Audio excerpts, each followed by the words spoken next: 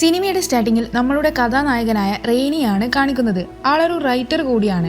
ഇപ്പോഴവൻ ഒരു മോട്ടലിന്റെ മുമ്പിൽ എന്തോ ആവശ്യവുമായി ബന്ധപ്പെട്ട് വന്നിട്ടാണുള്ളത്. അവൻ വണ്ടിയിൽ നിന്നിറങ്ങി നേരെ മോട്ടലിന്റെ ഫ്രണ്ട് ഓഫീസിൽ കയറിയിട്ട് മാനേജർ കാണാതെ അവിടുന്ന് ഒരു റൂമിന്റെ കീ എടുത്ത് ഓടിപ്പോയി ആ റൂം തുറക്കും. വേറെ ഒന്നിനുമല്ല, അവന്റെ ഭാര്യയായ ഏമിയെയും അവളുടെ കാമുകനായ ടെഡിയെയും കയ്യോടെ പിടിക്കാൻ വേണ്ടിയായിരുന്നു. ഡോർ ഓപ്പൺ ചെയ്ത റെയ്നിക്ക് അവിടെ നടന്ന കാര്യങ്ങൾ കണ്ടപ്പോൾ വല്ലാതെ ഹേർട്ടാകും. ആ സംഭവത്തിന് ശേഷം പിന്നെ 6 മാസത്തിന് ശേഷമുള്ള കാര്യങ്ങളാണ് കാണിക്കുന്നത്. റെയ്നി ഇപ്പോൾ ഏമിയുടെ കൂടെയല്ല, അവൻ റിമോട്ട് ആയിട്ടുള്ള ഒരു സ്ഥലത്തെ ലേക്ക് ഹൗസിലാണ് താമസിക്കുന്നത്. അവന്റെ കൂടെ അവന്റെ ഡോഗായ ചീക്കോയും പിന്നെ ആകെ ആഴ്ചയിൽ ഒരിക്കൽ മാത്രം വരുന്ന സെർവന്റായ ഗാർവിയുമാണുള്ളത്. ഏമിയാണെങ്കിൽ അവളുടെ ബോയ് ഫ്രണ്ട് ടെഡിന്റെ കൂടെയാണ്. ഏമിയും റെയ്നിയും ഇതുവരെ ഡിവോഴ്സ് ആയിട്ടില്ല, പക്ഷെ ഡിവോഴ്സിന് വേണ്ടി വെയിറ്റ് ചെയ്യുകയാണ്. അന്ന് ആ റൂമിൽ ടെഡിനെയും ഏമിയും ഒരുമിച്ച് കണ്ടത് റെയ്നിയെ വല്ലാതെ തളർത്തിയിരുന്നു. ആ സംഭവം അവനെ വല്ലാതെ എഫക്റ്റ് ചെയ്തിരുന്നു. ഇടയ്ക്ക് എന്തൊക്കെയോ കുത്തിക്കുറിക്കും, പിന്നെ ഏത് നേരവും ഉറങ്ങലാ പണി. ഒന്നിനോടും താല്പര്യമില്ലാത്തതുപോലെ. കണ്ടില്ലേ, ഇത് തന്നെ അവസ്ഥ. ഒരു ദിവസം ഡോറിനോക്കിന്റെ സൗണ്ട് കേട്ട് റെയ്നി ഡോർ ഓപ്പൺ ആക്കുമ്പോൾ കാണുന്നത് ജോൺ ഷൂട്ടർ എന്ന് പറയുന്ന ആളെയാണ്. അയാൾ റെയ്നിയോട് അയാളുടെ കഥ റെയ്നി മോഷ്ടിച്ചെന്ന് പറയും. അത് കേട്ട റെയ്നി സോറി, നിങ്ങളാരാ, മനസ്സിലായില്ല എന്ന് തിരിച്ചു ചോദിക്കും. എനിക്കറിയാം നിനക്ക് എന്നെ മനസ്സിലായില്ല എന്ന്, പക്ഷേ അതൊന്നുമല്ല ഇവിടുത്തെ വിഷയം. നീ ഞാൻ എഴുതിയ എൻ്റെ കഥ മോഷ്ടിച്ചു. നോക്ക്, നിങ്ങൾ എന്തോ തെറ്റിദ്ധരിച്ചിട്ടാണുള്ളത്. ഞാൻ മറ്റുള്ളവരുടെ മാനുസ്ക്രിപ്റ്റ് ഒന്നും വായിക്കാറില്ല. അപ്പോഴും ഷൂട്ടർ റെയ്നി അയാളുടെ കഥ മോഷ്ടിച്ചെന്ന് തന്നെയായിരിക്കും പറയുക. നിങ്ങൾക്ക് എന്തെങ്കിലും പരാതി ഉണ്ടെങ്കിൽ എന്നോടല്ല, എൻ്റെ ഏജന്റിനോടാണ് പറയേണ്ടത്. അപ്പൊ ഷൂട്ടർ, ഇത് ഞാനും നീയും തമ്മിലുള്ള പ്രശ്നമാണ്, വേറെ ഒരാളെ ഇതിൻ്റെ ഇടയിൽ കൊണ്ടുവരേണ്ട കാര്യമില്ല എന്ന് പറയും. മിസ്റ്റർ, നിങ്ങൾ ആരാണെന്ന് എനിക്കറിയില്ല. ഞാൻ എന്തായാലും നിങ്ങളുടെ കഥയൊന്നും മോഷ്ടിച്ചിട്ടില്ല. കൂടുതൽ സംസാരിക്കാൻ എനിക്ക് താല്പര്യമില്ല. നിങ്ങൾ ദയവ് ചെയ്ത് ഇവിടുന്ന് പോകണം. അന്നേരം ഷൂട്ടർ, ശരി, ഞാനിപ്പം പോവുകയാണ്, ഇതിവിടം കൊണ്ട് തീരില്ല എന്ന് പറഞ്ഞ് അയാളുടെ സ്റ്റോറി അവന് കൊടുക്കും. റെയ്നി എനിക്ക് തൻ്റെ സ്റ്റോറിയൊന്നും വേണ്ട എന്ന് പറഞ്ഞ് വാതിലടക്കും. എന്നിട്ട് അവൻ വിൻഡോയിലൂടെ ഷൂട്ടർ പോയോ എന്ന് നോക്കും. ഷൂട്ടർ പോയെന്ന് മനസ്സിലാക്കി റെയ്നി വാതിൽ തുറന്ന് പുറത്തിറങ്ങും. അപ്പോൾ അയാളുണ്ടാകും അയാളുടെ സ്റ്റോറി അവിടെ വെച്ചിട്ട്. റെയ്നി അതെടുത്ത് എനിക്ക് തൻ്റെ ഊള കഥയൊന്നും വായിക്കണ്ട എന്ന് പറഞ്ഞ് ഡസ്റ്റ്ബിന്നിൽ കൊണ്ടുപോയിടും. അടുത്ത സീനിൽ റെയ്നി കിച്ചണിൽ വന്ന് നോക്കുമ്പോഴുണ്ടാകും അവൻ ഡസ്റ്റ്ബിന്നിൽ കൊണ്ടുപോയിട്ട് അതേ പേപ്പർ അവിടെയുള്ള ടേബിളിൽ കിടക്കുന്നു. ചേടാ, ഈ പണ്ടാൽ ഇതിപ്പോ എവിടുന്നാ വന്നേന്ന് അവൻ ചിന്തിക്കുമ്പോൾ സെർവന്റായ ഗാർവി പറയും, ഇതാ ഡസ്റ്റ്ബിന്നിൽ കണ്ടിട്ട് ആവശ്യമുള്ളതാണെന്ന് വെച്ച് ഞാനാണ് ഇവിടെ കൊണ്ടുവച്ചത്. അന്നേരം റെയ്നി അതെടുത്ത് ആ സ്റ്റോറി വായിക്കും. അതിൽ ടോഡി ഡൗണി എന്ന് പറഞ്ഞ ആൾ അയാളുടെ ഭാര്യ അയാളെ ചീറ്റ് ചെയ്തത് കൊണ്ട് അവളെ കൊന്ന് അവരുടെ വീടിന്റെ ഗാർഡനിൽ കുഴിച്ചിടുന്നതാണ് പറയുന്നത്. അത് വായിച്ച് പേടിച്ച് റെയ്നിയുടെ കയ്യിൽ നിന്ന് ആ പേപ്പർ ടേബിളിൽ വീഴും. ടേബിളിൽ വീണ പേപ്പറിൽ അവിടെ വെച്ച പെപ്സി പോലത്തെ ഒന്ന് മറിയും. അത് കണ്ട് ഗാർവി ഓടി വന്ന് ഇങ്ങോട്ട് മാറ്, ഞാനത് ക്ലീൻ ചെയ്തോളാമെന്ന് പറഞ്ഞ് ക്ലീൻ ചെയ്യുമ്പോൾ റെയ്നി പറയും, ഇത് എൻ്റെ അല്ല, ഈ സ്റ്റോറി ഞാൻ എഴുതിയതല്ല. ഓ ആണോ, ഞാൻ വിചാരിച്ചു നിങ്ങൾ എഴുതിയതാണെന്നാ. റെയ്നി പറയും, നോക്ക്, ഇതെന്റെ അല്ല, ജോൺ ഷൂട്ടർ എന്ന് പറയുന്ന ആളുടെയാണ്, ദാ ഇതിൽ അയാളുടെ പേരുമുണ്ട്. അപ്പൊ ഗാർവി പറയും, ആ അത് ഞാനും ശ്രദ്ധിച്ചു. പിന്നെ ഞാൻ വിചാരിച്ചു ചില റൈറ്റേഴ്സ് അവരുടെ ഒറിജിനൽ നെയിമിന് പകരം അവരുടെ പെൻ നെയിം വെക്കാറില്ലേ, അങ്ങനെ വല്ലതും ചെയ്തതാണെന്നാ. അപ്പൊ റെയ്നി അവന്റെ അല്ല അതെന്ന് പറഞ്ഞിട്ട് അവൻ എഴുതിയ സീക്രട്ട് വിൻഡോ ടൈറ്റിലുള്ള ബുക്ക് എടുത്ത് അവന്റെ സ്റ്റോറി ഷൂട്ടറിന്റെ സ്റ്റോറിയുമായിട്ട് വായിച്ച് കമ്പയർ ചെയ്ത് നോക്കും.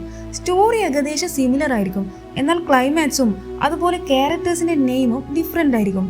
എന്നാലും ഇതെങ്ങനെ സ്റ്റോറി ഏകദേശം സിമിലർ ആയി എന്ന് അവൻ ചിന്തിക്കും. ആ സമയം ഗാർവി വന്നിട്ട് പറയും, ഞാൻ എൻ്റെ പണികളെല്ലാം ഏകദേശം തീർത്തു, നിങ്ങൾക്ക് കഴിക്കാൻ എന്തെങ്കിലും ഉണ്ടാക്കി വെക്കണോ? അപ്പോൾ അവൻ, ഞാൻ ഓൾറെഡി കഴിച്ചതാണ്, നിങ്ങൾ പോയിക്കോളൂ, ഇനി എന്തെങ്കിലും വേണമെങ്കിൽ ഞാൻ ഉണ്ടാക്കിക്കോളാം എന്ന് പറയും. ഗാർവി പോയതിനു ശേഷം അവൻ എന്നും കിടക്കാറുള്ള സോഫയിൽ പോയി ഞാൻ അയാളുടെ സ്റ്റോറി കട്ടെടുത്തിട്ടില്ല എന്ന് പിറുപിറുത്തുകൊണ്ട് കിടന്നുറങ്ങും. പെട്ടെന്ന് അവനൊരു കോള് വരും. അപ്പോൾ അത് ഏമിയായിരിക്കും. അവൾ, നീ ഓക്കെ ആണോ, കുഴപ്പമൊന്നുമില്ലല്ലോ എന്ന് ചോദിക്കും. അന്നേരം അവൻ, ഞാൻ ഓക്കെയാണ്, എന്തേ എന്ന് തിരിച്ചു ചോദിക്കും. അല്ല, നീ ആ ഓടാങ്ങേറ മൂലയിൽ ഒറ്റയ്ക്കല്ലേ താമസിക്കുന്നത്, എന്തെങ്കിലും സംഭവിച്ചാൽ ആരും ഒന്നും അറിയില്ലല്ലോ, അതുകൊണ്ട് ചോദിച്ചതാ. നീ എന്തിനാ ഇപ്പം ഇങ്ങോട്ടേക്ക് വിളിച്ചത്, നിനക്ക് എന്താ വേണ്ടേ? അപ്പോൾ അവൾ പറയും, ഒന്നുമില്ല, ഞാൻ സാൻഡ്വിച്ച് ഉണ്ടാക്കുകയായിരുന്നു, പെട്ടെന്ന് നിനക്ക് എന്തോ സംഭവിച്ചതെന്ന് തോന്നൽ, അതാണ് വിളിച്ചത്. എനിക്ക് കുഴപ്പമൊന്നുമില്ല, ഞാൻ ഓക്കെയാണ്. ആ പിന്നെ, നിനക്ക് ഞാൻ എഴുതിയ സീക്രട്ട് വിൻഡോ എന്ന് പറഞ്ഞ ബുക്ക് ഓർമ്മയില്ലേ, അപ്പോൾ അവൾ ഓർമ്മയുണ്ട്, ആ സ്റ്റോറിക്ക് ഇപ്പോൾ എന്തേ എന്ന് തിരിച്ചു ചോദിക്കും. അല്ല, ഞാൻ ആ സ്റ്റോറി എഴുതുന്ന സമയത്ത് ആരുടെങ്കിലും കഥ വായിച്ചോ കേട്ടോ ഇൻഫ്ലുവൻസ്ഡ് ആയിട്ടായിരുന്നോ ആ സീക്രട്ട് വിൻഡോ എന്ന് പറഞ്ഞ സ്റ്റോറി എഴുതിയത്? എനിക്കത് ശരിക്കും ഓർമ്മയില്ല, പക്ഷെ നീ ആ സമയത്ത് ഒരുമാതിരി വിയേർഡായിരുന്നു. രാത്രിയാണെങ്കിൽ എപ്പം നോക്കിയാലും എഴുത്ത് മാത്രം. അതുപോട്ടെ, നീ എന്താ അങ്ങനെ ചോദിച്ചത്? അതൊന്നുമില്ല, നീ അത് വിട്ടെ. അല്ല, നിന്റെ ടെഡ് എന്ത് പറയുന്നു? അവൻ സുഖമായിട്ടിരിക്കുന്നു. ഞങ്ങളിപ്പോൾ ഒരുമിച്ചല്ല. അത് കേട്ട റെയ്നി സന്തോഷത്തിൽ എനിക്കത് കേട്ടാൽ മതി എന്ന് പറയും. റെയ്നി ആ പറഞ്ഞത് എനിക്ക് അത്ര ഇഷ്ടപ്പെടില്ല. അവൾ ദേഷ്യത്തിൽ ഇത്ര നേരം മര്യാദയ്ക്ക് നമ്മൾ സംസാരിച്ചത്, നീ എന്തിനാ അതിൻ്റെ ഇടയിൽ ഇങ്ങനത്തെ ഓരോ വർത്താനം പറയുന്നേ? ഞാൻ ഉദ്ദേശിച്ചത് അതല്ല. അവനിപ്പോൾ എൻ്റെ കൂടെയില്ല, അവൻ ഇവിടെ വരൽ കുറവാ. ഞാൻ അങ്ങോട്ടാണ് കൂടുതലും പോകാറ് എന്ന് പറഞ്ഞ് അവൾ കോള് കട്ട് ചെയ്യും. അടുത്ത സീനിൽ റെയ്നി നടന്നു പോകുമ്പോൾ ഷൂട്ടർ അവനോട് നീ ആ സ്റ്റോറി വായിച്ചു എന്ന് ചോദിക്കും. വായിച്ചു. എന്താ, നിനക്ക് ആ സ്റ്റോറി സിമിലർ ആയിട്ട് തോന്നുന്നില്ലേ? അപ്പോൾ റെയ്നി പറയും, ശരിയാണ്, പക്ഷെ 2 റൈറ്റേഴ്സിന് സിമിലർ ആയിട്ടുള്ള സ്റ്റോറി എഴുതിക്കൂടാ എന്നൊന്നുമില്ലല്ലോ. അതെ, അതുകൊണ്ടാണ് എൻ്റെ സ്റ്റോറി കട്ടെടുത്തിട്ട് ഞാൻ മിസിസിപ്പിയിൽ നിന്ന് നിന്നെ കാണാൻ ഇങ്ങോളം വന്നത്. ആ സമയത്ത് റെയ്നിയുടെ ഫ്രണ്ടായ ടോം അതിലൂടെ വണ്ടിയിൽ പോകുന്നുണ്ടാകും. റെയ്നിയെ കണ്ടപ്പാടും അയാൾ കൈവീശു. ഷൂട്ടർ പറയും, ഞാൻ ഈ സ്റ്റോറി 7 വർഷം മുന്നേ, അതായത് 1997 എഴുതിയതാണ്. നിനക്കിപ്പോൾ ഇതെവിടുന്ന് കിട്ടി? അതാണ് എനിക്കറിയേണ്ടത്. നിങ്ങൾ പറയുന്നത് നിങ്ങൾ ഈ സ്റ്റോറി എഴുതിയത് 1997 പക്ഷെ ഞാൻ ഈ സ്റ്റോറി എഴുതിയത് 1994 എന്നിട്ടത് മാഗസീനിൽ പബ്ലിഷ് ആക്കിയത് 95 കൊള്ളാം, നന്നായിട്ടുണ്ട്. എന്തായാലും നിങ്ങളുടെ നാടകം കൊള്ളാം. നിങ്ങൾ 1995 ഇറക്കിയ ആ മാഗസീൻ എടുത്തു നോക്ക്, അപ്പോൾ കാണാം. ഞാനിപ്പോൾ അത് എവിടുന്ന് കണ്ടുപിടിക്കാനാ? ഒരു കാര്യം ചെയ്യാം, ഞാൻ നിന്റെ വീട്ടിൽ പോയിട്ട് നിന്റെ വൈഫിനോട് ആ മാഗസീൻ തരാൻ വേണ്ടിയിട്ട് ചോദിക്കാം. ആ വീട് ഇപ്പം എൻ്റെ അല്ല, അത് അവളുടെയാണ്. ഞാനും അവളും ഇപ്പം ഡിവോഴ്സിന്റെ വക്കീലാണുള്ളത്. ഷൂട്ടർ പറയും, ഓക്കെ, ഞാൻ നിനക്ക് 3 ദിവസം തരും. അതിനുള്ളിൽ നിന്റെ എക്സ് വൈഫിന്റെ അടുത്ത് പോയിട്ട് ആ മാഗസീൻ എടുത്ത് കൊണ്ടുവരണം. അതിലെൻ്റെ സ്റ്റോറിയും ഉണ്ടായിരിക്കണം. അപ്പോൾ റെയ്നി പറയും, ശരി, ഞാനിപ്പോൾ അത് കാണിച്ചു തന്നാൽ എന്നെ ബുദ്ധിമുട്ടിക്കാണ്ട് നിങ്ങൾ വന്നെടുത്ത് തന്നെ തിരിച്ചു പോകുമോ? എന്നാൽ ഷൂട്ടർ അതിന് കറക്റ്റ് മറുപടി കൊടുക്കില്ല. അടുത്ത സീനിൽ റെയ്നി തിരിച്ച് അവന്റെ വീട്ടിൽ പോയിട്ട് ഏമിയോട് മാഗസീനെ പറ്റി ചോദിക്കാതെ വരാൻ പോകുന്ന പ്രശ്നങ്ങളെ പറ്റി ചിന്തിക്കാതെ കിടന്നു ഉറങ്ങും. അന്ന് രാത്രി റെയ്നി നോക്കുമ്പോഴുണ്ടാകും വീടിന്റെ പുറത്ത് ഒരു പേപ്പർ കാറ്റിൽ ഇങ്ങനെ ആടുന്നു. അവൻ അതെന്താണെന്ന് അറിയാൻ വേണ്ടിയിട്ട് വാതിൽ തുറന്ന് നോക്കുമ്പോഴുണ്ടാകും വീടിന്റെ ബൾബ് ആരോ പൊട്ടിച്ചിട്ട്. എന്നിട്ട് അവൻ ടോർച്ച് എടുത്ത് ആ പേപ്പറിൽ എന്താ എഴുതിയതെന്ന് നോക്കുമ്പോഴുണ്ടാകും നിന്റെ മുമ്പിൽ ആകെയുള്ളത് 3 ദിവസമാണ്. ഇത് തമാശയല്ല, ഈ കാര്യം പോലീസിനോട് പറയാൻ നിൽക്കണ്ട എന്ന് എഴുതിയിട്ടുണ്ടാകും. പുല്ലി, ഇയാളെ കൊണ്ട് വല്ലാത്ത ഇടങ്ങേറാണല്ലോ എന്ന് വിചാരിച്ചു കൊണ്ട് അവിടെയുള്ള ഒരു തുണി മെല്ലെ പൊക്കി നോക്കുമ്പോഴുണ്ടാകും അവന്റെ പെറ്റായ ചീക്കോയെ സ്ക്രൂ ഡ്രൈവർ കൊണ്ട് കൊന്നിട്ടിട്ട്. ഇത് കണ്ട് റെയ്നിക്ക് വല്ലാതെ ദേഷ്യം വരും. നിനക്ക് ഞാൻ കാണിച്ചു തരാമെന്ന് പറഞ്ഞ് അവൻ അലറും. പിറ്റേ ദിവസം റെയ്നി ഷെരീഫിന്റെ അടുത്ത് പോയിട്ട് നടന്ന കാര്യങ്ങളെല്ലാം പറയും. അപ്പൊ ഷെരീഫ് ചോദിക്കും, നീ പറഞ്ഞു വരുന്നത് ഷൂട്ടർ നിന്റെ ഡോഗിനെ കൊന്നു എന്നാണോ? അപ്പൊ റെയ്നി പറയും, അതെ, ഇന്നലെ രാത്രി ഏകദേശം 9 മണിക്കാണ് ഇതെല്ലാം നടന്നത്. അവൻ ഈ പേപ്പറും വെച്ചിട്ടാണ് അവിടുന്ന് പോയത്. എനിക്ക് അവന്റെ നമ്പർ പ്ലേറ്റും കാര്യങ്ങളും ഓർമ്മയില്ല, പക്ഷേ അവന്റെ വണ്ടിയുടെ മുമ്പിൽ മിസിസിപ്പിയുടെ ഫ്ലാഗ് ഉണ്ടായിരുന്നു. നിങ്ങൾ എങ്ങനെയെങ്കിലും അവനെ ഒന്ന് പിടിക്കണം. പക്ഷേ ഒരു പട്ടിയെ കൊല്ലുന്നതൊക്കെ ഒരു ക്രൈമാണോ? ഇതൊക്കെ കേസാക്കാൻ പറ്റുമോ? കമോൺ. അപ്പൊ മൃഗങ്ങളെ കൊല്ലുന്നതോ? അത് ക്രൈമല്ലേ? ഓക്കെ, അത് പോട്ടെ. അപ്പോൾ ഒരാളുടെ പ്രൈവറ്റ് പ്രോപ്പർട്ടി നശിപ്പിക്കുന്നതോ? അതിന് കേസ് എടുക്കാൻ പറ്റില്ലേ? അന്നേരം ഷെരീഫ് പറയും, ഓക്കെ ശരി, എനിക്ക് അയാൾ കാണാൻ എങ്ങനെയാണെന്നും അയാളുടെ വണ്ടി ഏതാണെന്നും അങ്ങനെയുള്ള എല്ലാ ഡീറ്റെയിൽസും അറിയണം. ഇയാളോട് പറഞ്ഞിട്ട് വലിയ കാര്യമൊന്നും ഉണ്ടാകില്ല എന്ന് മനസ്സിലാക്കിയ റെയ്നി നേരെ പ്രൈവറ്റ് ഡിറ്റക്റ്റീവായ കെന്നിന്റെ അടുത്ത് പോകും. മുമ്പും റെയ്നിക്ക് ഇതുപോലെയുള്ള ഇഷ്യൂ വന്ന സമയത്ത് കെൻ തന്നെയാണ് അതെല്ലാം സോൾവ് ചെയ്തത്. കെൻ ചോദിക്കും, സത്യം പറ, നീ അത് മോഷ്ടിച്ചതാണോ? ഇല്ല, അയാളാണ് എൻ്റെ കഥ മോഷ്ടിച്ചത്. അല്ല, നീ ശരിക്കും എൻ്റെ സൈഡാണോ അയാളുടെ സൈഡാണോ? അപ്പോൾ കെൻ പറയും, ഞാൻ നിന്റെ സൈഡ് തന്നെയാണ്, പക്ഷെ സത്യം എന്താണെന്ന് അറിയാൻ വേണ്ടി ജസ്റ്റ് ചോദിച്ചെന്നേ ഉള്ളൂ. നീ മുമ്പ് എന്നെ ഹെൽപ്പ് ചെയ്തതുപോലെ എങ്ങനെയെങ്കിലും ഇതും ഒന്ന് സോൾവ് ചെയ്തു തരണം. കെൻ പറയും, അതിനു മുമ്പുണ്ടായവൻ ഇതുപോലെയാണോ? അവൻ നിന്റെ സ്റ്റോറി വായിച്ച് ഓബ്സസ്ഡ് ആയിട്ട് നിന്റെ പിറകെ വന്നതല്ലേ? ഇതതുപോലെയാണോ? ഇവൻ എൻ്റെ ഡോഗിനെ സ്ക്രൂ ഡ്രൈവർ വെച്ചാണ് കൊന്നത്. അപ്പോൾ ഇത്ര സീരിയസ് ആയിരുന്നോ? എനിക്കെങ്ങനെങ്കിലും ഏമിയുടെ അടുത്ത് പോയി ആ മാഗസിൻ എടുത്ത് അവൻ ആ പ്രൂഫ് കാണിച്ചു കൊടുക്കണം. കെൻ പറയും, ശരി, എന്തായാലും ഞാൻ ഇന്ന് രാത്രി നിന്റെ വീട്ടിലേക്ക് വന്ന് വീടും പരിസരവും എല്ലാം സേഫ് ആണോ എന്ന് നോക്കാം. ആ സീൻ അവിടെ കട്ടാവും. അങ്ങനെ അന്ന് ഈവനിങ് മാഗസീൻ എടുക്കാൻ വേണ്ടിയിട്ട് റെയ്നി ഏമിയുടെ വീട്ടിലേക്ക് പോകും. അപ്പോൾ അവൻ അവിടെ കാണുന്നത് ടെഡും ഏമിയും വളരെ ഹാപ്പി ആയിട്ട് ഇരിക്കുന്നതാണ്. റെയ്നിക്ക് അത് കണ്ട് എന്തോ പോലെയാകും. അവൻ മാഗസീൻ എടുക്കാതെ നേരെ അവൻ്റെ ലേക്ക് ഹൗസിലേക്ക് തിരിച്ചു പോകും. അപ്പോൾ അവിടെ ഒരു കാറ് നിർത്തിയിട്ടിട്ട് കാണും. റെയ്നി മെല്ലെ വണ്ടിയിൽ നിന്ന് ഇറങ്ങി ആ കാർ ആരുടേതാണെന്ന് നോക്കുമ്പോഴുണ്ടാകും അതിൻ്റെ അകത്ത് കെൻ. റെയ്നി പറയും, ഓ നീയായിരുന്നോ, ഞാൻ പേടിച്ചു പോയി. അപ്പൊ കെൻ, നീ എന്തിനാ പേടിക്കുന്നേ? ഞാൻ നിന്നോട് ഇന്ന് ഇവിടെ വരുമെന്ന് ഓൾറെഡി പറഞ്ഞിട്ടുണ്ടായിരുന്നില്ലേ? ഞാൻ നിന്റെ വീടിന്റെ പരിസരം മൊത്തം അരിച്ചു പെറുക്കി നോക്കി, ഇവിടെ ആരുമില്ല, നീ പേടിക്കണ്ട. അത് പറയാൻ വേണ്ടിയാണ് ഞാൻ നിന്നെ ഇത്ര നേരം വെയിറ്റ് ചെയ്തത്. കെന്നകത്ത് കയറി എല്ലായിടത്തും കണ്ണൊടിച്ചിട്ട് പറയും, ഇവിടെ ആരുമില്ല, എന്തായാലും നാളെ രാവിലെ ഞാൻ ഇങ്ങോട്ട് വരാം. ഇവിടുത്തെ നാട്ടുകാരോടൊക്കെ ഷൂട്ടറിനെ പറ്റി ഒന്ന് ചോദിച്ചറിയാൻ, എന്തെങ്കിലും വിവരം കിട്ടിയാലോ. ഇന്നലെ ഞാനും ഷൂട്ടറും സംസാരിക്കുന്ന സമയത്ത് എൻ്റെ ഫ്രണ്ട് ടോം അതിലൂടെ വണ്ടി ഓടിച്ച് പോയിട്ടുണ്ടായിരുന്നു. അപ്പോൾ അവൻ അയാളെ ശരിക്കും കണ്ടിട്ടുണ്ടായിരിക്കും. കെൻ അപ്പോൾ ടോമിന്റെ കോണ്ടാക്ട് നമ്പർ ഉണ്ടോ എന്ന് ചോദിക്കും. ഇല്ല, എൻ്റെ അടുത്ത് അവൻ്റെ നമ്പറൊന്നുമില്ല, പക്ഷെ ഇവിടെ അടുത്തൊരു കൺവീനിയൻസ് സ്റ്റോർ ഉണ്ട്. അവൻ എപ്പോഴും അവിടെ നിന്നാണ് ബ്രേക്ക്ഫാസ്റ്റ് കഴിക്കാറ്. അവിടെ പോയാൽ അവനെ കാണാൻ പറ്റും. അപ്പൊ കെൻ പറയും, ശരി, എന്നാൽ ഞാൻ ഈ ഷൂട്ടറിനെ കണ്ടുപിടിച്ചിട്ട് പേടിപ്പിച്ചിട്ട് അവൻ ഈ നാട്ടിൽ നിന്ന് തന്നെ ഓടിക്കും പറഞ്ഞ് കെൻ അവിടുന്ന് പോകും. കെൻ എത്രയൊക്കെ സേഫ് ആണെന്ന് പറഞ്ഞിട്ടും റെയ്നിക്ക് ചെറിയൊരു പേടിയുണ്ടാകും. കാരണം കഴിഞ്ഞ ദിവസം ഉണ്ടായ സംഭവം അവൻ അത്രക്കും പേടിപ്പിച്ചിട്ടുണ്ടായിരുന്നു.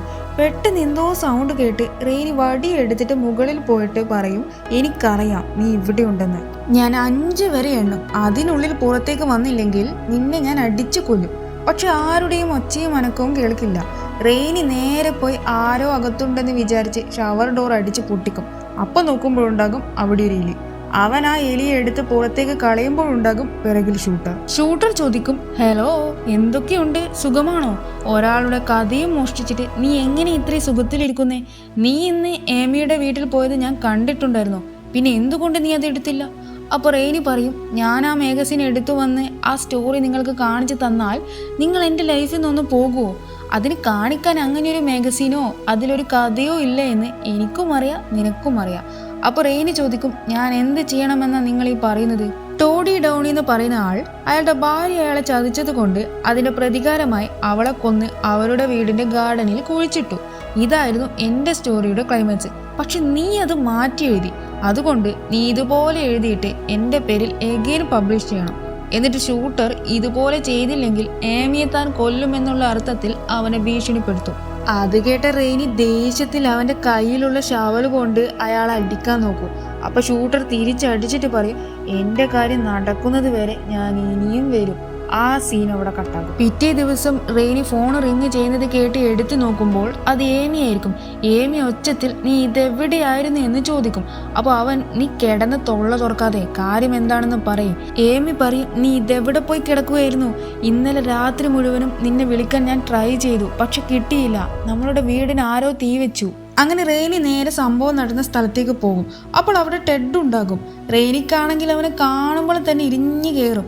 പോലീസ് അവരോട് പറയും, ഇൻഷുറൻസ് ഇൻവെസ്റ്റിഗേറ്റർ നിങ്ങളോട് ഇന്ന് 3 മണിക്ക് കാണണമെന്ന് പറഞ്ഞിട്ടുണ്ട്. ഇതാരോ കരുതി കൂട്ടി ചെയ്ത പണിയാണെന്ന് തോന്നുന്നു. ഞങ്ങൾക്കൊരു ഷാമ്പയിൻ ബോട്ടിൽ കിട്ടിയിട്ടുണ്ട്. ഇതിൻ്റെ അകത്ത് പെട്രോൾ നിറച്ച് ഇത് ഉപയോഗിച്ചിട്ടാണ് വീട് കത്തിച്ചത്. നിങ്ങൾക്ക് ശത്രുക്കളായിട്ട് ആരെങ്കിലും ഉണ്ടോ? അപ്പോൾ റെയ്നി ഷൂട്ടറിന്റെ കാര്യം പോലീസിനോട് പറയും. അടുത്ത സീനിൽ അവർ ഇൻഷുറൻസ് കമ്പനിയിലേക്ക് പോകുന്നതാണ് കാണിക്കുന്നത്.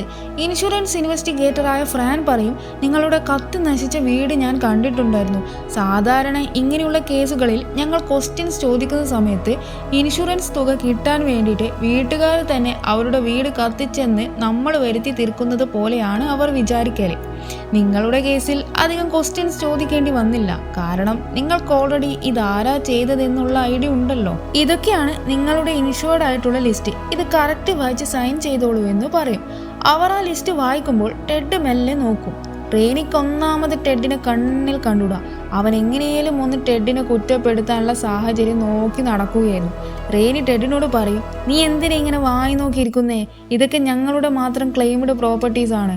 നീ ഇതൊന്നും നോക്കേണ്ട കാര്യമില്ല. അപ്പൊ ടെഡ് ഏമിയോട് എന്നാൽ ഇതൊക്കെ കഴിയുന്നത് വരെ ഞാൻ പുറത്ത് നിൽക്കാമെന്ന് പറഞ്ഞ് അവൻ അവിടുന്ന് പോകും. അടുത്ത സീനിൽ ഏമി റെയ്നിയോട് ചോദിക്കും, നീ ആ പോലീസുകാരോട് പറഞ്ഞ ഷൂട്ടറിന്റെ സംഭവം മുമ്പൊരുത്തൻ ഇതുപോലെ വന്നിട്ടുണ്ടായിരുന്നില്ലേ, അതുപോലത്തെയാണോ? റെയ്നി പറയും, ഇത് അതുപോലെയല്ല, മുമ്പുണ്ടായത് ഞാൻ പൈസ കൊടുത്ത് എങ്ങനെയും ഒഴിവാക്കിയതല്ലേ, ഇതുപോലത്തെ ഒന്നും ഇതുവരെ ഉണ്ടായിട്ടില്ല. ആ സമയം ടെഡ് റെയ്നിയോട് വന്നിട്ട് എനിക്ക് നിന്നോട് കുറച്ച് കാര്യങ്ങൾ സംസാരിക്കാനുണ്ടെന്ന് പറഞ്ഞ് അവൻ റെയ്നിയെ കൂട്ടിട്ട് അവിടുന്ന് പോകും. ടെഡ് പറയും, ഞാൻ ഇത്ര നേരം നീ പറഞ്ഞ ഓരോ നോൺസെൻസും കേട്ട് മിണ്ടാതിരുന്നു. ഞാൻ മിണ്ടാതിരിക്കുന്നതിനനുസരിച്ച് നീ എൻ്റെ തലയിൽ കയറി നിരങ്ങുകയാണ്. നോക്ക്, നീയും ഏമിയും തമ്മിലുള്ള ബന്ധം മുമ്പേ അവസാനിച്ചതാണ്. അതിൻ്റെ റീസൺ ഞാനാണെന്നാണ് നീ വിചാരിച്ച് വെച്ചിരിക്കുന്നത്. പക്ഷെ അതങ്ങനെയല്ല. ഞാൻ വരുന്നതിന് മുമ്പേ ഓൾറെഡി നിങ്ങൾ തമ്മിലുള്ള ബന്ധം അവസാനിച്ചതാണ്. നീ ആ ഡിവോഴ്സ് പേപ്പറിൽ ഒന്ന് ഒപ്പിട്ട് കൊടുത്തെങ്കിൽ പിന്നെ നിന്റെ ഈ തിരുമോന്ത കാണേണ്ട കാര്യമില്ലല്ലോ. എന്നാൽ റെയ്നി ഡിവോഴ്സ് പേപ്പറിൽ ഒപ്പിട്ട് കൊടുക്കില്ല എന്നുള്ള മൈൻഡിൽ തന്നെയായിരിക്കും. അടുത്ത സീനിൽ റെയ്നി അവന്റെ വീട്ടിലേക്ക് പോകും. ചെറിയൊരു പേടിയുണ്ടെങ്കിലും അവൻ വീടിന്റെ അകത്തേക്ക് കയറും. ആ സമയം ആരോ അവനെ ഫോണിൽ വിളിക്കും. അത് കെന്നായിരിക്കും. കെൻ പറയും, ഞാൻ നിന്റെ ക്യാബിൻ മൊത്തം നോക്കിയിട്ടുണ്ടായിരുന്നു, അവിടെ ആരുമില്ല, അതുകൊണ്ട് നീ പേടിക്കണ്ട. റെയ്നി പറയും, വേറൊരു പ്രശ്നമുണ്ട്. എനിക്കാണെങ്കിൽ ഇതുവരെ ആയിട്ടും ഏമിയുടെ വീട്ടിൽ പോയിട്ട് ആ മാഗസീൻ എടുക്കാൻ പറ്റിയിട്ടില്ല. അതാണെങ്കിൽ ഇന്നലെ വീടിനുണ്ടായ തീപിടുത്തത്തിൽ കത്തി നശിക്കുകയും ചെയ്തു. കെൻ പറയും, ഇന്നലത്തെ വീടിനുണ്ടായ തീപിടുത്തത്തിന് ശേഷം ഞാൻ മാഗസീന്റെ കോപ്പി വല്ലതും ഉണ്ടോ എന്നറിയാൻ ഞാൻ നിന്റെ ഏജന്റിനെ വിളിച്ചിട്ടുണ്ടായിരുന്നു. അയാൾ ആ മാഗസിന്റെ കോപ്പി കയ്യിലുണ്ടെന്നും അയാൾ അത് അയക്കാമെന്നും പറഞ്ഞു. നീ നാളെ 3 മണിക്ക് പോസ്റ്റ് ഓഫീസിൽ പോയിട്ട് വാങ്ങിച്ചാൽ മാത്രം മതി. പിന്നില്ലേ, ഞാൻ ഇന്ന് ടോമിനെ കണ്ടിട്ടുണ്ടായിരുന്നു. അവൻ എന്തോ ഒരുമാതിരി ആദ്യം നിന്നെ ട്യൂസ്ഡേ കണ്ടിട്ടുണ്ടായിരുന്നു എന്ന് പറഞ്ഞു. പക്ഷേ അവൻ അവിടെ ആരെയും നിന്റെ കൂടെ കണ്ടിട്ടില്ല എന്നും പറഞ്ഞു. ആരോ അവനെ ഭീഷണിപ്പെടുത്തി വെച്ചതുപോലെയായിരുന്നു അവന്റെ സംസാരമൊക്കെ. എനിക്ക് തോന്നുന്നത് ഷൂട്ടറിനെ കൊണ്ട് ഇതാരോ ചെയ്യിപ്പിക്കുന്നതാണെന്നാ. ഇനി ഇതിൻ്റെയൊക്കെ പിന്നിൽ ഏമിയുടെ കാമുകൻ ടെഡ് ആയിരിക്കുമോ? അപ്പൊ കെൻ ചോദിക്കും, നിന്റെ അടുത്ത് ഷൂട്ടർ അവിടെ വന്നു പോയതിന്റെ വല്ല ഫിസിക്കൽ എവിഡൻസും ഉണ്ടോ? അവൻ എന്നെ അന്ന് രാത്രി അടിച്ചതിന്റെ പാടുണ്ട് എൻ്റെ കയ്യിൽ. ശരി, എന്നാൽ നമുക്ക് നാളെ ടോമിനെ കാണാൻ വേണ്ടിയിട്ട് അവിടെ പോകാം. എന്ത് ചെയ്തിട്ടാണെങ്കിലും വേണ്ടില്ല, അവനെ കൊണ്ട് നാളെ സത്യം പറയിപ്പിക്കണം. നാളെ മോർണിംഗ് 9 മണിക്ക് ടോം എന്നും പോകാറുള്ള കൺവീനിയൻസ് സ്റ്റോറിൽ നീ വരണമെന്ന് പറഞ്ഞ് കെൻ കോൾ കട്ട് ചെയ്യും. പിറ്റേ ദിവസം റെയ്നി അവിടേക്ക് പോകാൻ വേണ്ടിയിട്ട് പുറത്തിറങ്ങുമ്പോഴുണ്ടാകും അവിടെ ഷൂട്ടറിന്റെ തൊപ്പി. അയാൾ അവിടെ എവിടെയെങ്കിലും ഉണ്ടോ എന്ന് റെയ്നി നോക്കുമ്പോഴുണ്ടാകും അവന്റെ വണ്ടിയുടെ ഡോർ ആരോ തുറന്നു വെച്ചിട്ട്. റെയ്നി നേരെ വണ്ടി എടുത്ത് കൺവീനിയൻസ് സ്റ്റോറിലേക്ക് പോയിട്ട് ടോമിനെയും കെന്നിനെയും വിളിക്കും. എന്നാൽ അവർ 2 പേരും അവിടെ ഉണ്ടാകില്ല. റെയ്നി എന്നിട്ട് അവിടുത്തെ സ്റ്റാഫിനോട് ചോദിക്കും, എന്നെ അന്വേഷിച്ച് ഇവിടെ ആരെങ്കിലും വന്നോ എന്ന്. അപ്പോൾ അവർ അവിടെ ആരും വന്നിട്ടില്ല എന്ന് പറയും. റെയ്നി എന്നിട്ട് തിരിച്ച് വീട്ടിലേക്ക് പോകുമ്പോൾ ടെഡിനെ അവൻ പമ്പിൽ വെച്ച് കാണും. റെയ്നി അവനോട്, നീ എന്താ ഇവിടെ എന്ന് ചോദിക്കും. ഞാൻ നിന്റെ അടുത്തേക്ക് വരികയായിരുന്നു. റെയ്നി ഷൂട്ടറിനെ ഉദ്ദേശിച്ചുകൊണ്ട് ടെഡിനോട് ചോദിക്കും, നിന്റെ ഫ്രണ്ട് എവിടെ പോയി എന്ന്. അപ്പോൾ ടെഡ്, എന്ത്, ആര്? ഞാൻ ഒറ്റക്കാണ് വന്നത്, എൻ്റെ കൂടെ ആരുമില്ല എന്ന് പറയും. എനിക്കറിയാം നീ എന്തൊക്കെയോ പ്ലാൻ ചെയ്യുന്നുണ്ട്, സത്യം പറ, നിനക്ക് എന്താ വേണ്ടത്? ടെഡ് പറയും, എനിക്കൊന്നും വേണ്ട, നീ ഒന്ന് ഞങ്ങളുടെ ലൈഫിൽ നിന്ന് പോയി തന്നാൽ മാത്രം മതി. നീ ഒന്ന് ആ ഡിവോഴ്സ് പേപ്പറിൽ സൈൻ ചെയ്യണം. നീ എന്താ അതിൽ സൈൻ ചെയ്യാത്തത്? ഓ, അപ്പൊ അതിനു വേണ്ടിയാണല്ലേ നീ ആളയച്ച് എന്നെ പേടിപ്പിക്കാൻ നോക്കിയത്? ഇതൊക്കെ തുടങ്ങിയത് നീയായിരിക്കും, പക്ഷേ ഇതൊക്കെ തീർക്കുന്നത് ഞാനായിരിക്കും, നോക്കിക്കോ എന്ന് പറഞ്ഞ് റെയ്നി അവിടുന്ന് പോകും. വീട്ടിലെത്തി റെയ്നിക്ക് ഒരു കോൾ വരും. അത് ഷൂട്ടറായിരിക്കും. അപ്പൊ ഷൂട്ടർ, നമ്മൾ കഴിഞ്ഞ ഡേ കണ്ട പ്ലേസിൽ നീ ഇപ്പം പോകണം, ഞാനും അങ്ങോട്ടേക്ക് വരാം. നീ എങ്ങാനും ഈ കാര്യം ആരോടെങ്കിലും പറഞ്ഞാൽ പിന്നെ സംഭവിച്ചതിന്റെ ഉത്തരവാദി ഞാനായിരിക്കില്ല എന്ന് അയാൾ എന്തൊക്കെയോ അർത്ഥത്തിൽ പറയും. റെയ്നി നേരെ അങ്ങോട്ടേക്ക് പോകും. അപ്പോഴുണ്ടാകും അവിടെ വണ്ടിയിൽ ടോമിന്റെയും കെന്നിന്റെയും ബോഡി. അത് കണ്ട് റെയ്നിയുടെ ബോധം പോകും. കുറച്ചു കഴിഞ്ഞ് അവൻ കണ്ണു തുറന്ന് നോക്കുമ്പോൾ ഉണ്ടാകും അവിടെ ഷൂട്ടർ. അവൻ അയാളെ കണ്ട പാടും അവിടുന്ന് ഓടും. അപ്പൊ ഷൂട്ടർ, നീ ഇതെവിടെയാ ഓടുന്നതെന്ന് ചോദിക്കും. റെയ്നി പറയും, നിനക്ക് പ്രാന്താടാ, ഞാൻ ഇതെല്ലാം പോലീസിനോട് പറയാൻ പോകുക. നിന്റെ സ്ക്രൂ ഡ്രൈവർ വെച്ചാണ് ഞാൻ അവരെ കൊന്നത്. അപ്പോൾ നീ ഇവരെ ഇവിടെ ഇട്ടിട്ട് സംഭവിച്ചതെല്ലാം പോലീസിനോട് പറഞ്ഞാൽ ഞാൻ എൻ്റെ പാട് നോക്കി പോകും. പിന്നെ നീയായി, നിന്റെ പാടായി, എല്ലാം നിന്റെ തലയിലായിരിക്കും. എടോ, തനിക്ക് ശരിക്കും എന്താ വേണ്ടത്? അത് ഞാൻ ഓൾറെഡി നിന്നോട് പറഞ്ഞില്ലേ, എനിക്ക് എൻ്റെ സ്റ്റോറി തിരിച്ചു വേണം. എടോ, സത്യമായിട്ട് ഞാൻ തന്നെ സ്റ്റോറി മോഷ്ടിച്ചിട്ടില്ല. ഞാൻ തനിക്ക് പ്രൂഫ് കാണിച്ചു തരാൻ വേണ്ടി ഇന്ന് 3 മണിക്ക് പോസ്റ്റ് ഓഫീസിൽ പോകാൻ നിൽക്കുകയായിരുന്നു. അപ്പൊ ഷൂട്ടർ പറയും, അങ്ങനെ ഒരു മാഗസിൻ ഇല്ല, നീ വെറും കള്ളം പറയുകയാണ്, അതെന്റെ സ്റ്റോറിയാണ്. തനിക്കിപ്പോ എന്താ വേണ്ടേ? എന്നെ കൊല്ലണോ? എന്നാ കൊല്ല്. ഇല്ല, ഞാൻ നിന്നെ കൊല്ലില്ല. നീ ആദ്യം ആ പ്രൂഫ് എനിക്ക് കാണിച്ചു താ, ഇല്ലെങ്കിൽ ഞാൻ നിന്റെ ലൈഫ് നശിപ്പിക്കും. ശരി, ഇനി ഞാൻ ആ മാഗസിൻ തനിക്ക് കാണിച്ചു തന്നാൽ താൻ എന്താ ചെയ്യുക? അപ്പോൾ ഷൂട്ടർ അങ്ങനെ സംഭവിച്ചാൽ ഞാൻ പോലീസുകാരോട് പോയിട്ട് ഞാൻ ചെയ്ത തെറ്റെല്ലാം കൺഫസ് ചെയ്തോളാം എന്ന് പറഞ്ഞ് അവിടുന്ന് പോകും. റെയ്നി ആ 2 ബോഡിയും ലേക്കിലേക്ക് കൊണ്ടുപോയി കളയാൻ വേണ്ടിയിട്ട് വണ്ടി സ്റ്റാർട്ട് ചെയ്യും. കുറച്ച് അങ്ങോട്ടേക്ക് എത്തുമ്പോൾ വണ്ടി ഒരു കല്ലിൻ്റെ മുകളിലൂടെ കയറിയിറങ്ങും. അപ്പോൾ അവൻ്റെ ബാലൻസ് തെറ്റി അവൻ്റെ വാച്ച് ഗിയറിൽ കുടുങ്ങും. വണ്ടിയാണെങ്കിൽ ലേക്കിലേക്ക് വീഴാൻ പോകുന്ന രീതിയിലായിരിക്കും ഉണ്ടാകുക. അവൻ എത്ര നോക്കിയിട്ടും ആ വാച്ച് വലിച്ചെടുക്കാൻ പറ്റില്ല. അവസാനം അവൻ എങ്ങനെയോ കൈ വലിക്കുമ്പോഴേക്കും വാച്ച് പൊട്ടി വണ്ടിയിൽ വീഴും. അപ്പോഴേക്കും ആ വണ്ടി ലേക്കിലേക്കും വീഴും. എന്നിട്ട് അവൻ വീട്ടിലേക്ക് പോകുമ്പോൾ ഫോൺ റിങ് ചെയ്യുന്നുണ്ടാകും. അത് ഏമി ആയിരിക്കും. അപ്പോൾ റെയ്നി ആണെങ്കിൽ ആകെ മൊത്തം ടെൻഷനിലായിരിക്കും ഉണ്ടാവുക. അവൻ പിന്നെ വിളിക്കാമെന്ന് പറയും. അപ്പോൾ ഏമി കരഞ്ഞുകൊണ്ട് പറയും, നിന്നോട് എനിക്കൊന്നേ പറയാനുള്ളൂ, ഞാനും നീയും തമ്മിലുള്ള ബന്ധം ഏകദേശം അവസാനിക്കാറായി എന്ന സ്റ്റേജിൽ എത്തിയപ്പോഴായിരുന്നു ഞാൻ ടെഡിൻ്റെ കൂടെ റിലേഷൻഷിപ്പിലായത്. നിന്റെ കൂടെ ഉണ്ടായിരുന്ന ആ കഴിഞ്ഞ 2 വർഷം എന്നെ ഒന്ന് നോക്കോ കെയർ ചെയ്യോ ഒന്നും നീ ചെയ്തിട്ടില്ല. നീയും നിന്റെ എഴുത്തും നിന്റെ ലോകം അതായിരുന്നു. ഞാനിപ്പോൾ അങ്ങോട്ടേക്ക് വരട്ടെ? നീ ഡിവോഴ്സ് പേപ്പറിൽ ഇതുവരെ സൈൻ ചെയ്തിട്ടില്ല, നീ അത് സൈൻ ചെയ്ത് തരണം. അന്നേരം അവന് മോട്ടലിൽ ഏമിയെയും ടെഡിനെയും ഒരുമിച്ച് കണ്ട കാര്യം ഓർമ്മ വരും. അവൻ ദേഷ്യത്തിൽ കോൾ കട്ട് ചെയ്യും. ഏമി റെയ്നിയുടെ അടുത്തേക്ക് പോകാൻ റെഡിയാകും. ടെഡ് അവനും അവളുടെ കൂടെ വരാമെന്ന് പറയും. അപ്പോൾ ഏമി പറയും, വേണ്ട, അല്ലെങ്കിലേ അവനെ നിന്നെ കാണുന്നത് കലിയാണ്. ഞാൻ 7 മണിയാകുമ്പോഴേക്കും തിരിച്ചു വരാമെന്ന് പറഞ്ഞ് അവൾ അവിടുന്ന് ഇറങ്ങും. മറുഭാഗത്ത് റെയ്നി കെൻ പറഞ്ഞതനുസരിച്ച് പോസ്റ്റ് ഓഫീസിൽ ആ മാഗസീൻ്റെ കോപ്പി എടുക്കാൻ പോകും.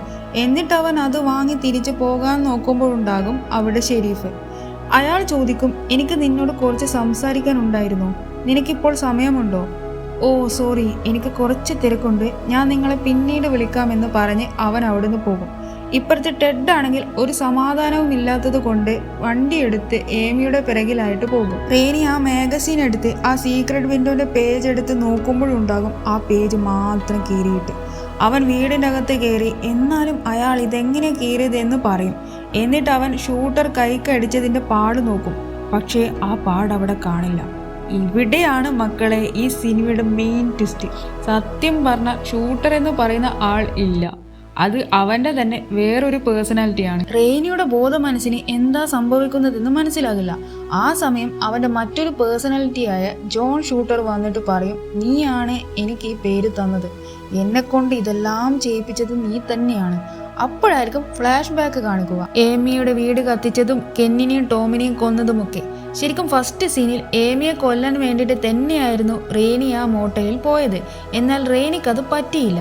ആ സംഭവം അവനെ വല്ലാതെ തളർത്തിയിരുന്നു. അത് അവനെ സ്പ്ലിറ്റ് പേഴ്സണാലിറ്റി ഡിസോർഡറിലേക്ക് ലീഡ് ചെയ്തു. അതായത് അവന്റെ മൈൻഡ് ഏമിയെ കൊല്ലാൻ വേണ്ടിയിട്ട് വേറൊരു പേഴ്സണാലിറ്റി ക്രിയേറ്റ് ചെയ്തു. അതായിരുന്നു ജോൺ ഷൂട്ടർ. അപ്പോഴേക്കും ഡിവോഴ്സ് പേപ്പറിൽ സൈൻ വാങ്ങിക്കാൻ വേണ്ടിയിട്ട് ഏമി അവിടെ എത്തും. അവൾ നോക്കുമ്പോൾ കാണുന്നത് സീക്രട്ട് വിൻഡോന്റെ സ്റ്റോറിയുടെ പേജസ് എല്ലാം കീറിയിട്ട് അവിടെയും ഇവിടെയും ചെതറി കിടക്കുന്നതാണ്. വീടൊക്കെ ആകെ അലങ്കോലമാക്കിയിട്ടുണ്ടാകും. അവൾ എന്തൊക്കെയോ സംഭവിച്ചിട്ടുണ്ടെന്ന് മനസ്സിലാക്കി റെയ്നിയെ അകത്ത് കയറിയിട്ട് വിളിക്കും. പക്ഷെ അവൻ അവിടെ എവിടെയും കാണില്ല. അവൾ അവനെ അന്വേഷിച്ചുകൊണ്ട് മുകളിലേക്ക് കയറും. അവൾ നോക്കുമ്പോഴുണ്ടാകും വീടിന്റെ പല ഭാഗത്തായി ഷൂട്ടർ എന്ന് എഴുതി വെച്ചിട്ട്. ഇതെല്ലാം കണ്ട് ഏമിക്ക് പേടിയാകും. അപ്പോഴായിരിക്കും റെയ്നി ഷൂട്ട് ഹെർ എന്ന് എഴുതി വെച്ചിട്ട് പിറകിൽ അവളെ കൊല്ലാൻ വേണ്ടി നിൽക്കുന്നു. റെയ്നി, എന്താ പറ്റിയത്? റെയ്നിയോ? അങ്ങനെ ഒരാൾ ഇപ്പോൾ ജീവിച്ചിരിപ്പില്ല. നീ അവനെ വിട്ടിട്ട് പോയപ്പോൾ അവൻ ഒരുപാട് സ്ട്രഗിൾ ചെയ്തു. അങ്ങനെ അവൻ അവനെ തന്നെ കൊന്നു. ഏമി പറയും, നീ എന്താ ഇങ്ങനെയൊക്കെ സംസാരിക്കുന്നേ? ഞാൻ ഇങ്ങനെയാണ് സംസാരിക്കാറ്. അപ്പോൾ ഏമി പറയും, റെയ്നി നീ എന്താ ഈ പറയുന്നത്? എനിക്ക് പേടിയാകുന്നു. അവൻ അവളെ കത്രിക കൊണ്ട് കുത്തിക്കൊല്ലാൻ നോക്കും. അവൾ അവനെ തട്ടി മാറ്റിയിട്ട് അവിടുന്ന് ഓടും. അവൾ കാറിൽ കയറി കാറ് സ്റ്റാർട്ട് ചെയ്യാൻ നോക്കും. പക്ഷെ അതാകില്ല. അതേസമയം റെയ്നി ഒരു കല്ല് കൊണ്ട് ഗ്ലാസ് പൊട്ടിച്ച് അവളെ പേടിച്ച് വലിച്ച് പുറത്തിട്ട് അവിടുന്ന് കൊണ്ടുപോകും. അവൻ എന്നിട്ട് സ്ക്രൂ ഡ്രൈവർ കൊണ്ട് അവളുടെ കാലിൽ കുത്തും. അവൾ മറ്റേ കാൽ കൊണ്ട് അവനെ ചവിട്ടിയിട്ടിട്ട് ഓടാൻ നോക്കുമ്പോൾ അവൻ അവളെ ചവിട്ടിയിട്ട് തള്ളിയിടും. അവളുടെ തല നേരെ പോയി കല്ലിലിടിക്കും. റെയ്നി, ഐ ആം സോറി, നിനക്ക് വേണ്ട പ്ലേസ് ഞാൻ ഉണ്ടാക്കി വെച്ചിട്ടുണ്ടെന്ന് എന്തൊക്കെയോ അർത്ഥത്തിൽ പറയും. അപ്പോഴേക്കും ടെഡ് വന്ന് പുറത്തുനിന്ന് വിളിക്കുന്നുണ്ടാകും. അത് കേട്ട ഏമി അവിടെ കിടന്ന് ടെഡിനെ വിളിക്കും. ഏമിയുടെ സൗണ്ട് കേട്ട ടെഡ് അവിടേക്ക് വരുമ്പോഴേക്കും റേനി ശവല് കൊണ്ട് ടെഡിനെ അടിച്ചു കൊല്ലും. റേനി എന്നിട്ട് ഏമിയോട് സീക്രട്ട് വിൻഡോന്റെ സ്റ്റോറിയുടെ എൻഡിങ് ഇല്ലേ, ഭാര്യ ഭർത്താവിനെ ചതിച്ചത് കൊണ്ട് അവളെ കൊന്ന് ഗാർഡനിൽ കുഴിച്ചു മൂടിയത്, ആ സീൻ പറഞ്ഞുകൊണ്ട് ഏമി അവൻ അവിടുന്ന് കൊല്ലും. ആ സീൻ അവിടെ കട്ടാകും. പിറ്റേ ദിവസം റേനി ഒന്നും സംഭവിക്കാത്തതുപോലെ അടുത്തുള്ള കൺവീനിയൻസ് സ്റ്റോറിലേക്ക് പോകും. അപ്പോൾ ആൾക്കാരെല്ലാം അവൻ എന്തോ പേടിയോടെ നോക്കുന്നുണ്ടാകും. മേ ബി അവിടെ ഉള്ളവർക്ക് ഏമിയും ടെഡും പിന്നെ ടോമും കെന്നും ഒക്കെ കാണാതായതിന്റെ പിറകിൽ റേനിയാണെന്ന് മനസ്സിലായിട്ടുണ്ടാകും. അടുത്ത സീനിൽ ഷെരീഫ് റേനിയുടെ അടുത്ത് പോയിട്ട് അവനെ വിളിക്കും. പക്ഷെ അവനെ അവിടെ കാണില്ല. ഷെരീഫ് നേരെ കിച്ചണിൽ നോക്കുമ്പോഴുണ്ടാകും അവിടെ ചോളം പുഴുങ്ങി വെച്ചിട്ട്. എന്നിട്ട് അയാൾ റേനി എഗെയിൻ വിളിക്കും. അപ്പോഴവൻ മുകളിൽ നിന്ന് പറയും, ആ ഞാൻ നിങ്ങൾ വിളിച്ചത് കേട്ടില്ലായിരുന്നു. നോക്ക്, നീ എന്താ ചെയ്തതെന്ന് എനിക്കും അറിയാം, നിനക്കും അറിയാം. എൻ്റെ പക്കൽ കൃത്യമായ തെളിവില്ലാത്തത് കൊണ്ട് എനിക്കിപ്പം നിന്നെ അറസ്റ്റ് ചെയ്യാൻ പറ്റില്ല. പക്ഷേ ഒന്നോർത്തോ, ഇന്നല്ലെങ്കിൽ നാളെ ഞാൻ ആ ബോഡീസ് എല്ലാം കണ്ടുപിടിക്കും. അന്നേരം നിന്നെ ഞാൻ എടുത്തോളാം. ഇവനാണെങ്കിൽ യാതൊരു കുലുക്കവുമില്ലാതെ നിങ്ങൾ എന്തോ കാണിക്കുന്ന മട്ടിലായിരിക്കും. എനിക്ക് എൻ്റെ സ്റ്റോറിയുടെ എൻഡിങ് ആണ് പ്രധാനമെന്ന് എന്തൊക്കെയോ അർത്ഥത്തിൽ അവൻ പറയും. അപ്പോഴായിരിക്കും അവൻ ടെഡിയെയും ഏമിയെയും എവിടെയാ കുഴിച്ചിട്ടതെന്ന് കാണിക്കുക. നേരത്തെ കിച്ചണിൽ ചോളം പുഴുങ്ങി വെച്ചതായി കാണിച്ചിട്ടുണ്ടായിരുന്നില്ലേ, റേനി അവന്റെ വീടിന്റെ അടുത്തായി അത് കൃഷി ചെയ്യുന്നുണ്ടാകും. അവിടെയായിരിക്കും അവരുടെ ബോഡി കുഴിച്ചു മൂടിയത്. ഏമിയുടെ ബോഡി കുഴിച്ചിടാൻ തന്നെയാണ് അവൻ ഈ കൃഷി ചെയ്തു തുടങ്ങിയത്. ഇതോടെ ഈ സിനിമ ഇവിടെ കഴിയും. എങ്ങനെയുണ്ട്? ഇത് 2004 റിലീസ് ചെയ്ത മൂവിയാണ്. അതുകൊണ്ട് തന്നെ അതിൻ്റെതായ കുറച്ച് പോരായ്മകൾ നമുക്ക് ഈ സിനിമയിൽ കാണാൻ പറ്റും. അതൊഴിച്ചു നോക്കിയാൽ സിനിമ അത്യാവശ്യം വർക്കായിട്ടുണ്ട്. പിന്നെ നിങ്ങൾ കുറച്ച് പേരെങ്കിലും എൻ്റെ വീഡിയോസ് കാണുന്നുണ്ട്. കണ്ടാൽ മാത്രം പോരാ, സബ്സ്ക്രൈബും കൂടി ചെയ്യണം. കാരണം നിങ്ങളുടെ സപ്പോർട്ട് ഉണ്ടെങ്കിൽ മാത്രമേ ഇതുപോലെയുള്ള സിനിമകളും സീരീസുകളും നിങ്ങളുടെ മുന്നിൽ എനിക്ക് എത്തിക്കാനാവുകയുള്ളൂ. So do subscribe. എന്നാൽ ഞാൻ വേറൊരു ദിവസം വേറൊരു മൂവിയായിട്ട് വരാം. ബൈ.